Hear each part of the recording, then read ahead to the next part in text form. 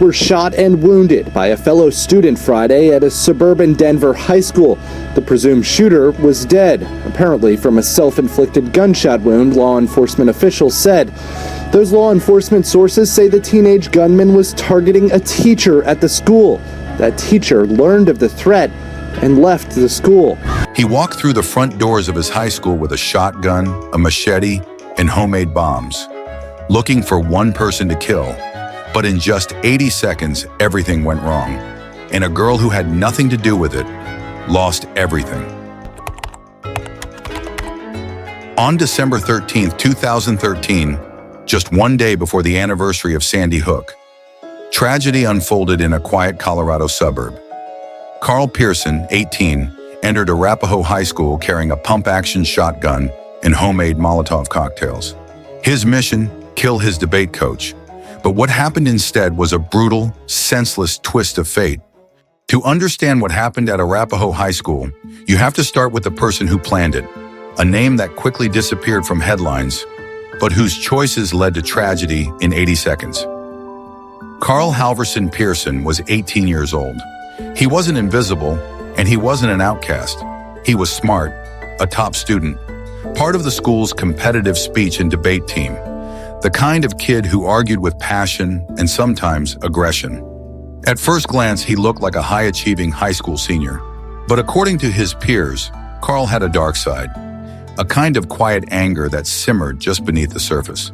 He was known to be sarcastic, quick-tempered, and overly serious when challenged. Some called him intense. Others said he was unstable. He held strong political views, often describing himself as a radical who leaned toward Marxist ideals. On Facebook, he once listed communism as an interest. That alone didn't make him dangerous. But what did raise concern was how often Karl vented about punishment, about revenge, about controlling outcomes through force. Former classmates recalled his habit of arguing, not just to win, but to dominate. When Karl lost a debate round or felt dismissed, he didn't just take it personally, he took it as an attack on his identity. One friend later told reporters, if someone wronged him, even slightly, he wouldn't forget it. He'd go quiet and plot. Despite these red flags, Karl functioned well enough that adults often missed the signs. He maintained good grades. He showed up for practice. He even made people laugh at times. But over his final months at Arapahoe, something changed. Karl became increasingly obsessed with one person, his debate coach, Tracy Murphy. Murphy was a faculty librarian and head of the debate team. The two had clashed repeatedly during practices and competitions. Karl saw Murphy as an authoritarian, someone who didn't respect him, didn't reward his intelligence. When Murphy disciplined him, Karl didn't just disagree, he raged. The tension escalated in early December 2013 when Murphy allegedly removed Karl from the debate team due to behavioral concerns. A few days later, Karl was suspended for threatening him. But that suspension wasn't the end of the story, it was the trigger. According to reports, Karl didn't take the suspension as punishment. He took it as betrayal. He became increasingly isolated in the days that followed. He visited a local gun store and purchased a pump-action shotgun. Not illegally. In Colorado, an 18-year-old can legally purchase a shotgun without a waiting period. He bought shells, tactical gear, and materials to make homemade Molotov cocktails. This wasn't a spontaneous outburst, it was calculated, and it was fueled by a personal grudge. He didn't leave a manifesto. He didn't post a goodbye video. But investigators later found writing and notes suggesting Karl had a clear goal: confront Murphy, kill him, and then kill himself. His intention wasn't mass murder, but in many ways that made it worse, because what followed was indiscriminate, cold, and tragically misdirected. He never got to Murphy, but someone else, someone innocent, crossed his path. School shootings don't come out of nowhere.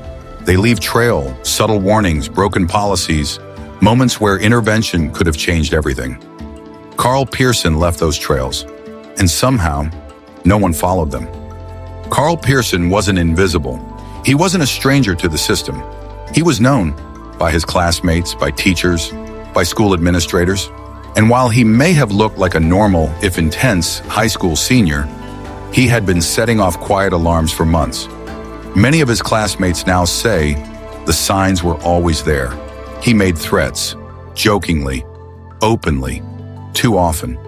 He talked about violence, about killing, about getting even. In one reported instance, Karl allegedly said he wanted to kill someone, but laughed it off when people stared. At the time, those who heard it shrugged it off as a dark joke. But now in hindsight, it wasn't funny at all. It was a warning. He talked about it like it was fantasy, one former student said, but you could tell he meant parts of it. He wrote disturbing comments online, social media posts about hate, destruction, and violence. But in a world where edgy posts and sarcasm are common, no one flagged them. No one knew what to do, or didn't think it was serious enough. Then came the direct threat. Karl's grudge against his debate coach, Tracy Murphy, escalated behind the scenes. He believed Murphy had humiliated him in front of the team.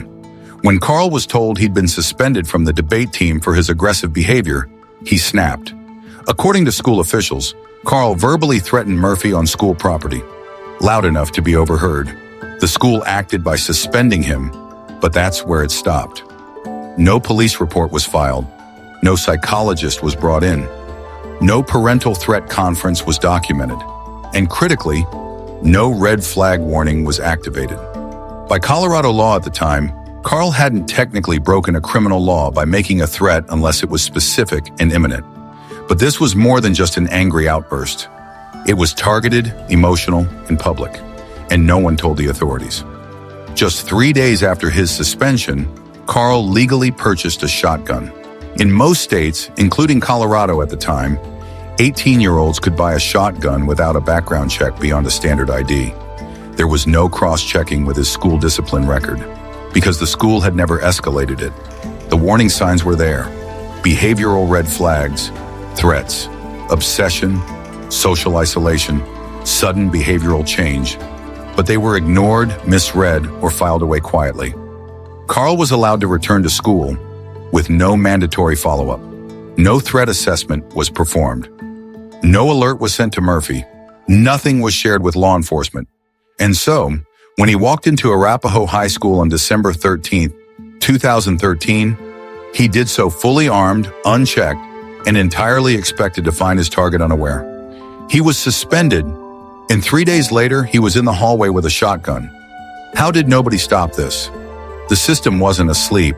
It was awake and looking the other way. The question we have to ask now is, was Claire Davis the price of our failure to listen? December 13th, 2013. It was a Friday, just past noon. Most students at Arapahoe High School were settling into sixth period. Others were in the cafeteria. Some were finishing up tests or heading to lunch. It was a normal day until it wasn't. At exactly 12:33 p.m., Karl Pierson entered the east side of Arapahoe High School, carrying a black canvas bag. Inside that bag was a pump-action shotgun, a machete, and 3 Molotov cocktails. Glass bottles filled with flammable liquid wrapped in rags. He wasn't hiding. He didn't sneak through the back or wear a disguise. He walked straight in, bold, focused, determined. His target was clear: Tracy Murphy, his former debate coach. The man Karl believed had ruined his future. As soon as Karl was inside, he raised his shotgun and fired a single round, not at a person, but down a hallway, into the air. It wasn't a missed shot. It was an announcement. The school immediately erupted into chaos. Students ducked. Teachers slammed doors. Panic set in. It sounded like a locker slamming, but louder. Then everyone started running. Karl began moving through the school rapidly. His mission was to find Murphy. But Murphy, hearing the first gunshot, made a split-second decision that likely saved many lives. He ran out of the building. Later, authorities would say, Murphy was not running away. He was drawing the shooter away from students. In less than 60 seconds, Karl made it to the school library, one of the most crowded spaces in the building at the time. As he entered, he saw 17-year-old Claire Davis sitting alone at a table near the entrance. She wasn't part of the debate team. She didn't know Karl. She had no idea what was coming. Without a word, Karl raised his shotgun and shot Claire point blank in the head. The bullet shattered her jaw and caused massive brain trauma. Claire collapsed to the ground instantly. She never spoke another word. Students scattered. Some hid under tables. Others froze. A few sprinted out of emergency exits. Karl fired 5 more rounds inside the library, hitting walls and bookcases. He then lit one of his Molotov cocktails and threw it, starting a small fire near a bookshelf. It's unclear whether he intended to burn the library, trap students, or just create further terror. He moved into the back corner of the library and reloaded. By now, the school resource officer, Deputy James Englert, was closing in fast. Englert had heard the first shot and ran toward the sound, not away from it. Just 80 seconds after he entered the building, Karl Pierson turned the shotgun on himself and pulled the trigger. The entire shooting, from first shot to suicide, lasted less than a minute and a half. When officers entered the library seconds later, they found Karl's body, the fire smoldering, and Claire Davis critically wounded on the ground. The rest of the school was still in lockdown. Students were texting their parents from closets, under desks, from dark hallways. Outside, parents were arriving. Police had blocked the roads. Helicopters circled overhead. No one yet knew who had died or who had survived. Claire was still alive, barely. She was rushed to Littleton Adventist Hospital, placed into a medically induced coma, and underwent multiple surgeries. For 8 days, the community held its breath. Vigils were held. Her name became a hashtag. Pray for Claire spread across social media. Doctors fought to keep her alive, but the trauma was too severe. On December 21st, 2013, just 8 days after the shooting, Claire Davis died. She was 17.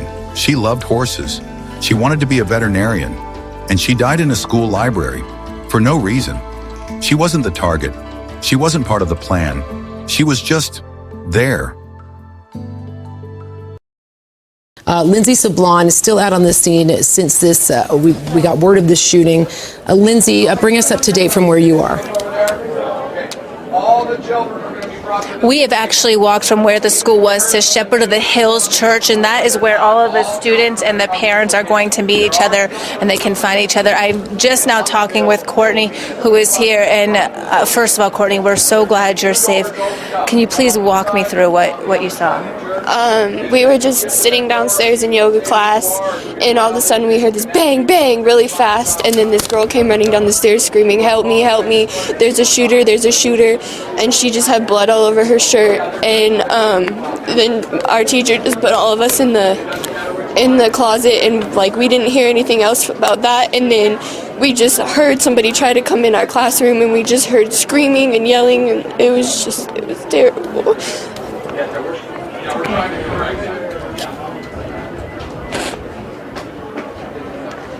I'm not familiar with the school. Can you explain to me where that is in the school? It was right by the west entrance, on the other side of the school. And the story that happened was just like some guy came in and she was like, what are you doing? And then he just shot her, and she just came screaming down the stairs, help me. And it was just like one of the safest schools in America. Like, you never think that could happen to you. And it did. Were you guys able to see if that girl's okay, or what happened with her? The last we heard, she was airlifted, and there was one other victim, and that's pretty much all we know right now. So you were locked in your classroom and someone tried to come in? Yeah, we were locked downstairs in the basement, and there's 2 doors, and the first door somebody was jiggling it, and our teacher, Miss Bradley, locked the second door, and she stood in front of the door just to make sure nobody came in. And how did you finally get out then? SWAT, we had to call because the girl that came down, it was actually her friend that got shot, and she was just covered in blood and in shock, and they texted the assistant principal, and he had SWAT come down in the basement and get us, and they took her to the hospital in the ambulance, so she's just in really bad shock. Well, Courtney, I'm so glad you're at least safe and okay, and your family knows you're okay, right? Yeah, they do, yeah. So you're just waiting them to get here now? Yeah, I'm just waiting to hear about my brothers right now. So They're still in the school? no, I think one's in there, and the other one, I don't know where he is, but I know he's safe. So Okay. All right. Well, thank you for speaking with us, and stay safe, okay? I will. Thank you. And guys, lots of raw emotion out here still as people are meeting up with these students. Take it back inside to you guys. It's so heartbreaking to listen to her, Lindsay. What a brave young lady to even be able to share her story so close to this incident. So, I mean, we're only a couple of hours out from this. I want to update you briefly on the investigation into the tragic shooting that happened today at shortly after 12, just before 12:33 p.m. at Arapahoe High School. I am able now to confirm the identity of the individual that was responsible for the shooting.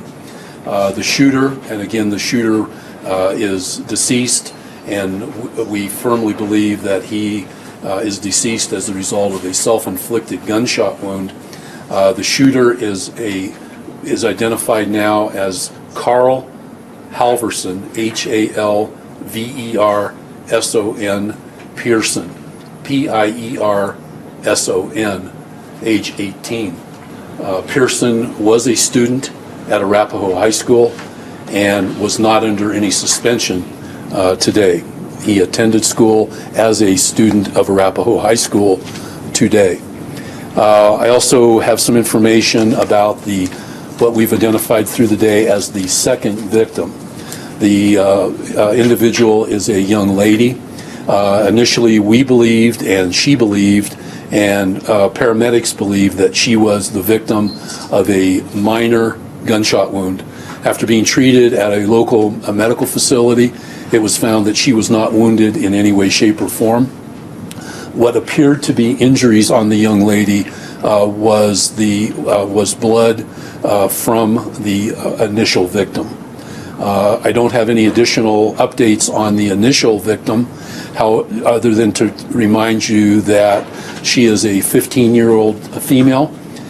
She underwent surgery and is currently considered to be in critical condition at a local medical facility.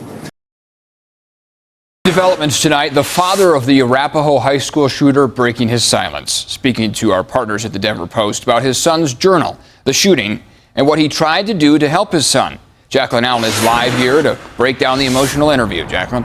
Almost a year after this school shooting, when Karl Pierson killed Claire Davis, tried to kill his debate coach, and then committed suicide, his father is speaking out. He wants a different story told, one that he hopes could save lives.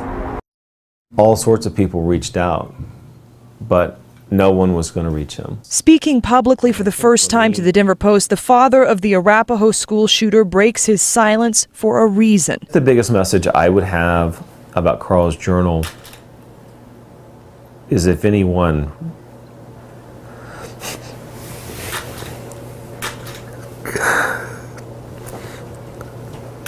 that if some young person reads that and they think that's them, or they can relate to that, to get some help. Mark Pierson says his son Karl was more than his last act, an Eagle Scout who competed at the national level in speech and debate. After he was removed as captain of the debate team, though, his journal shows it was a downward spiral, planning the shooting and calling himself a psychopath with a superiority complex. Wow. What? How could that be, this kid I knew and loved for 18 years? And yet it was. My wife and I forgive Karl Pierson. For this father, the forgiveness of Claire Davis' family meant everything.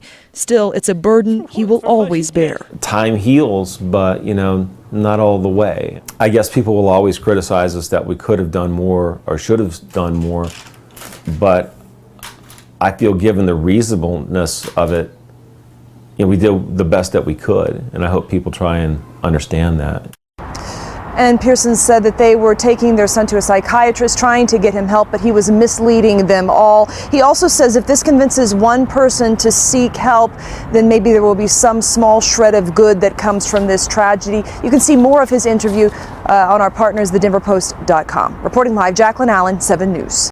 And tonight, our partners at the Denver Post obtaining recordings of the panicked calls made to police as a student with a gun opens fire inside Arapahoe High School. Tomorrow marking 13 months since police swarmed the school, finding out the life of 17-year-old Claire Davis was taken too soon.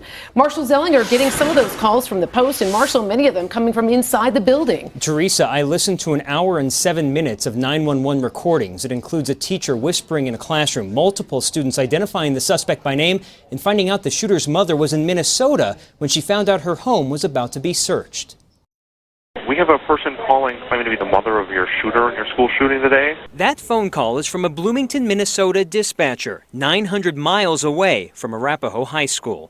She's here visiting her mom and apparently had a call from an ATF agent that they were serving a search warrant at her house. A search that took place after students calling 911 identified the shooter as a classmate. I will watch the whole video. Okay. And do you know who the suspect was? I'm pretty sure it was Karl Pierson. Who is it? Do you know? I believe it was a boy named Karl Pierson. The calls also reveal the patience by some dispatchers. For 15 minutes, one of them was on and off the phone with a student inside the school. The student was whispering so softly she was barely audible. The dispatcher called that student's dad, who did not yet know about the shooting. I have your daughter on the other line. She goes to Arapahoe High School.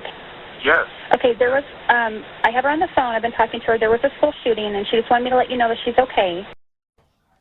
That dispatcher then patched the dad and daughter together for a phone call while she was still in the school. You could read more about the 911 calls in tomorrow's Denver Post. Reporting live, Marshall Zellinger, 7 News. Breaking news. We have new developments in the deadly shooting of a student at Arapahoe High School that happened 2 years ago. So a report was just released today saying several mistakes were made by the school involving the shooter before this deadly incident. Student Claire Davis was killed in this attack back December of 2013. So Denver 7 reporter Lance Hernandez has been going through this report. And Lance, this investigation was pretty extensive. Very extensive, Kelly. The report was compiled by CU Center for the Study and Prevention of Violence and UNC's Department of Criminal Justice. It revealed 3 major failures within Arapahoe High School and Littleton Public Schools in the months and years leading up to the shooting. A failure of information sharing, failure of threat assessment, and failure of systems thinking. Claire Davis was shot and killed by Karl Pierson on December 13, 2013. Pierson then killed himself. The report says Littleton Public Schools did not use Infinite Campus to document behavioral and safety concerns, failed to train students and staff in an anonymous reporting system like Safe to Tell, and failed to share information about students of concern with law enforcement and other agencies. The report says LPS failed to validate its threat assessment tool and process and didn't have staff-wide training on the threat assessment or adequate follow-up and safety planning. The report says there was not just one major failure, but a series of incremental failures, and that LPS failed to get a handle on Karl Pierson's problems in spite of the fact that there were many warning signs and many opportunities. Now, in a news release just issued, LPS says is entered into arbitration with the Davis family to better understand the events that led up to the shooting and the district's response. The district has taken steps to examine and improve its processes and procedures.